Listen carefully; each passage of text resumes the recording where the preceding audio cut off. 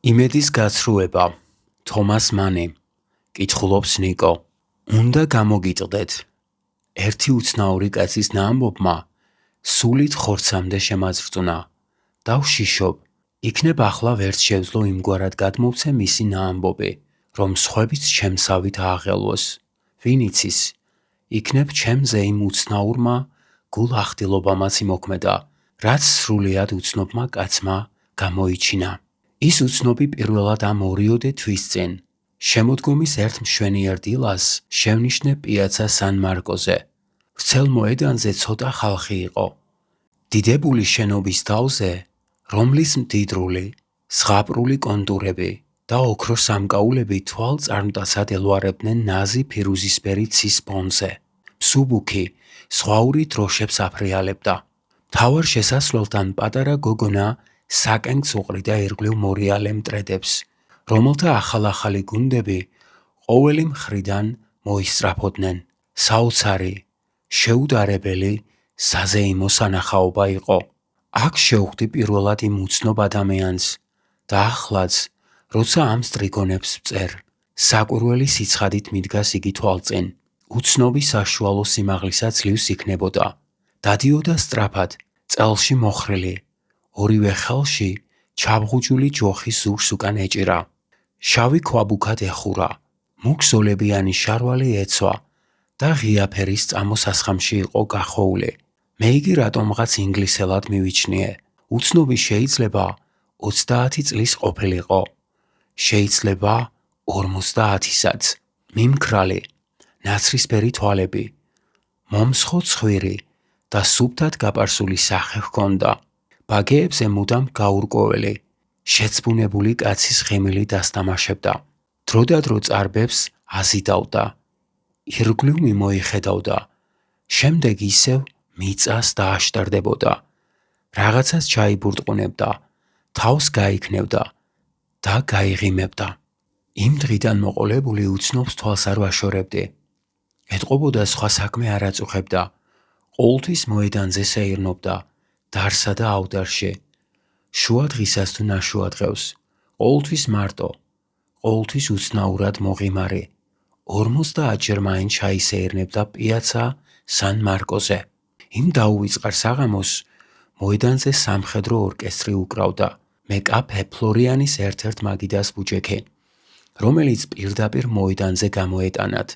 კონცერტი რომ დამთავრდა, შეჯგუფებულმა ბრბომ დაშლა დაიწყო. უცნობი როგორც ყოველთვის, უმიზესოდ მოღიმარე, ჩემ გვერდით, ახალ გათავისუფლებულ მაგიდას მიუჯდა. დრო გადიოდა, ირგვლივ თანდათან სიჩუმე ისადგურებდა. კაფე დაცარიელდა. მოედანზე აქა-იქ თუ გაიჭაჭანებდა ვინმე. დიდებული სიმშვიდე გამებდა.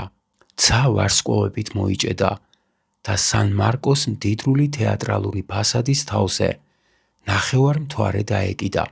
მე ჩემი მეზობლისკენ ზურგ შექცეული გაზეთს ვკითხულობდი. ის იყო წასვლა დავაპირე, რომ სულმა წამძლია და მისკენ ოდნავ შემოვბრუნდი. უცნობი, რომელიც აქამდე ხმას არ იღებდა, მოულოდნელად ალაპარაკდა. თქვენ პირველად ხართ ვენეციაში, ბატონო ჩემო, მომმართა დამტვრეული ფრანგულით. სანამ ინგლისურად გაპასუხებას მოახერხებდი, მან სუფთა გერმანულ ენაზე გააგზავნა ლაპარაკი. უცნობს ჩახლეჩილი, დაბალი ხმა ჰქონდა და ყელის ჩასაწმენდად ხშირად ახველებდა. თქვენ ყველაფერ ამას პირველად ხედავთ? გაგიმართლდათ კი მოლოდინი. იქნებ მეც არც ელოდით. ჰა? ეგებ უფრო ლამაზად არც ჰქონდა წარმოდგენილი. ასეა ხომ? იქნებ ამას მხოლოდ იმიტომ ამბობთ, რომ გინდათ თქვენი ბედნიერება შეშურდეთ. უცნობი უკან გადაიხარა და თან დამაკვირდა. რაღაც გაურკვეველი გამომეტყველება ჰქონდა და თვალებს სწრაფად ახამხამებდა. უხერხული დუმილი ჩამოვარდა. უკვე აღარ ვიცოდი, ეს უცნაური საუბარი როგორ უნდა გაგრძელებულიყო და ხელახლა წამოდგომა დავაპირე. უცნობი მოულოდნელად ჩემკენ გადმოიხარა. იცი თუ არა, ბატონო ჩემო, რა არის იმედის გაცრუება? შემეკითხა იგი წყნარად და დაჟინებით. თან თავის ჯოხს ორივე ხელით დაეყრდნო. პატარა, უმნიშვნელო ხელის მოწარვა კი არა, დიდი, საერთო იმედის გაცრუება, რომელსაც ცხოვრება ადამიანს უმზადებს. ეს თქვენ არ გეცოდინებათ. მე კი ახალგაზრდობიდან მისი მეგზური ვარ და ამან ეულე, უბედური და უნდა გამოვყდე, ცოტა უცნაურიც კი გამხადა. შეგიძლიათ კი გამიგოთ ბატონო ჩემო, მაგრამ ალბათ ორიოდე წუთით ყურადღებას არ დამამატლით, ორიოდე წუთით, რადგან გულგატეხილობის გამოხატვას თუ კი ეს საერთოდ შესაძლებელია, დიდი დრო არ დასჭირდება. ნება მიბოძეთ, მოგახსენოთ რომ გავიზარდე პატარა ქალაქში, პასტორის ოჯახში. ჩვენი სახლის ზედმეტად სუფთა ოთახებში ძველ მოდური, პედანტური სწავლულობის ოპტიმიზმი სუფევდა.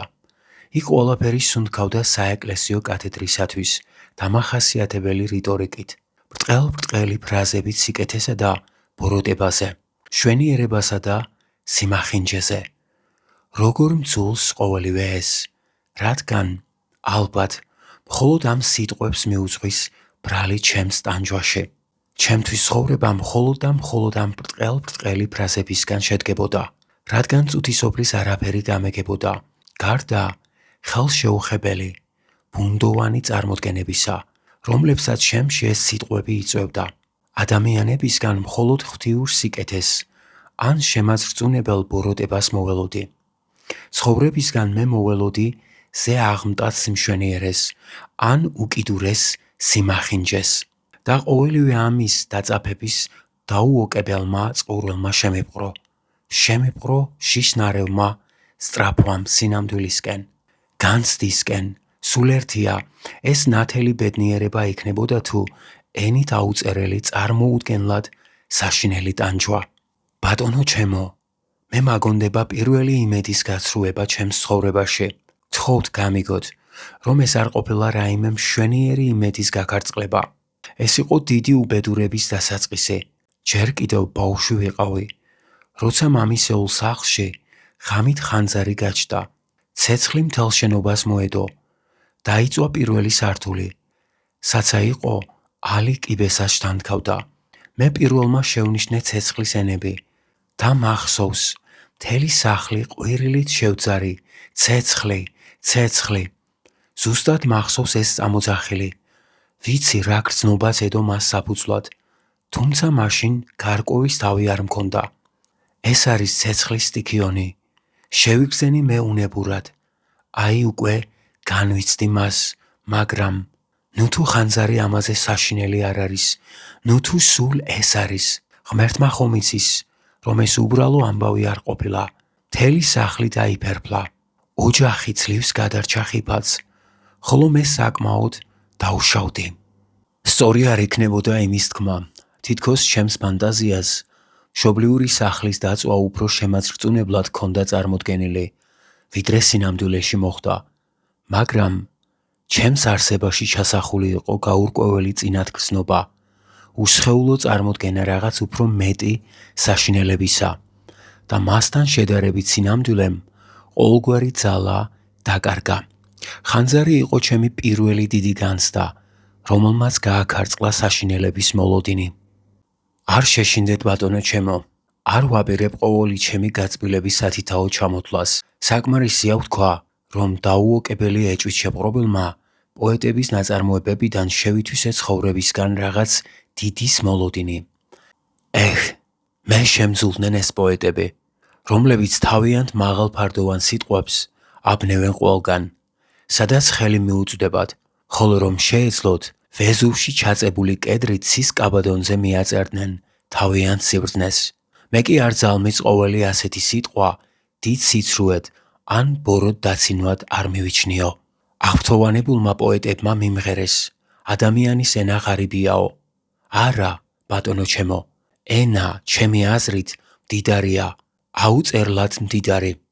ცხოვრების შეზღუდულობასა და უმწეობასთან შედარებით ტკივილს აქვს თავისი საზღვრები, ფიზიკურს გულის წასვლამდე, სულიერს სიგიჟემდე, ბედნიერებაც ასევეა. ადამიანთა ურთიერთგაგებინების მოთხოვნილებამ კი ბგერები გამოიგონა, რომლებსაც მოტყუებით გავყავართ ამ საზღვრებს მიღმა განა ჩემი ბრალია, რომ ეს სიტყვები ზურგის ტვინამდე ჩამდევს და ისე წარმოდგენებს მიღვიძებს, რაც საერთოდ არ არსებობს.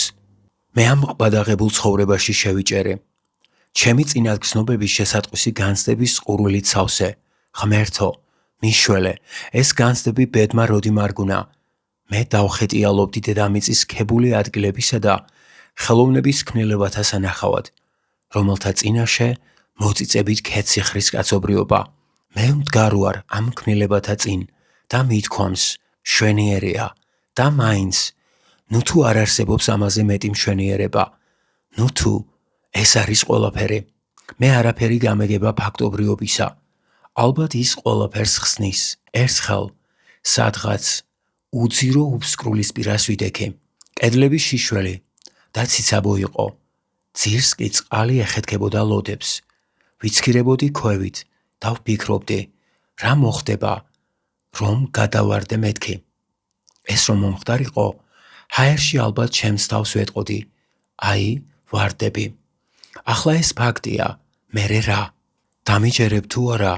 საკმაოდ ბევრი უბედურება გადავიტანე იმისთვის, ასეთი საუბარი რომ შემძლებოდა. დიდი ხნის წინ მიყვარდა გოგონა. ნაზი და უმანკო არსება. თუ კი მოისურვებდა, თვალის ჩინივით გაურთხელდებოდი. სიკვდილამდე ფარველობას გავუწევდი, მაგრამ მას არ ვუყვარდი. არაფერია აქ საკურველი, სხვას ერგოწილად მისი სიყვარული. არსებობს განა ამ ნებათა ხელვასთან გადაჯაჭვულ გულის ტკივილზე გამანადგურებელი რამ. რამდენი ღამე გამითენებია თეთრად და ყველაზე სამწუხარო, ყველაზე საწამებელი მაინც ერთი აზრი იყო. ეს მართლაც უდიდესი ტკივილია და აი, მე განვიცდი ამ ტკივილს, მაგრამ კაცმა რომ თქვას, რა არის მერე ეს? განა ღირს ჩემს ბედნიერებაზედაც მოგითხროთ. ბედნიერებაც განმიცდია, მაგრამ აქაც გამიცრუვდა მოლოდინი.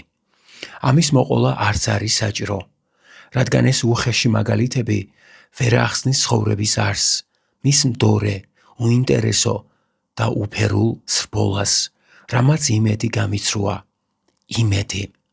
რა საბრალოა ადამიანი, ეს განდიდებული ნახევარ ღმერთი, წერს ერთგან ახალგაზრდა ვერთერი. განა ადამიანს სწორედ იქ არ ღალატობს ზალა, სადაც ყველაზე მეტად სჭირდება მხნეობა, განა სწორედ მაშინ არ უბრუნდება ყრუ, ცივ განშას, როცა იგი სიხარულითაა შეპყრობილი, ან ნებაშია ჩაძირული და უსასრულობის განცდაში ჩაკარგვისკენ მიისწრაფვის. მაგონდება ის დღე, როცა პირველად ვიხილე ზღვა. იგი უზარმაზარია, უკიდეგანო, ჩემი მზერა ნაპირს გასდა და ხსნის იმედი დამებადა, მაგრამ შორს ჰორიზონტმა უზარმაზარი ზღვაც შემოფარგლა. რად მინდოდა ჰორიზონტი, როცა ცხოვრებისგან უსასრულობას მოველოდი.